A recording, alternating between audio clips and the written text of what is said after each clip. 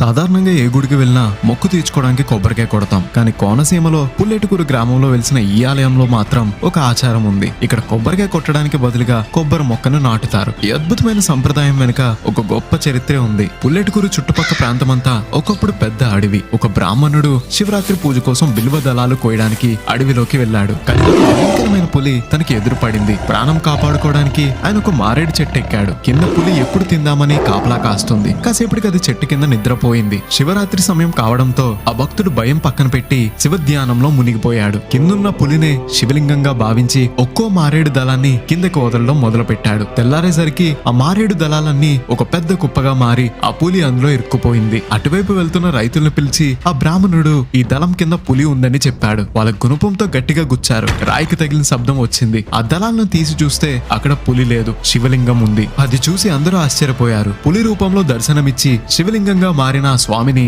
వ్యాఘ్రేశ్వరుడు అంటారు. అలా ఈ ప్రాంతం వ్యాఘ్రేశ్వరంగా మారింది. భక్తి ఉంటే భయం కూడా దైవంగా మారుతుందని చెప్పడానికి ఈ ఆలయం నిదర్శనం. కొబ్బరి చెట్లను కల్పవృక్షం అంటారు. అందుకే సంతానం కోసం మొక్కని నాటితే ఆ చెట్టు పెరిగినట్టే వారి వంశం కూడా పెరుగుతుందని భక్తుల నమ్మకం. ఈ చరిత్రను అందరికీ తెలిసేలా షేర్ చేయండి. ఇలాంటి మరిన్ని వీడియోస్ కోసం కోదాల స్టేషన్ ని ఫాలో అవ్వాలి మరి.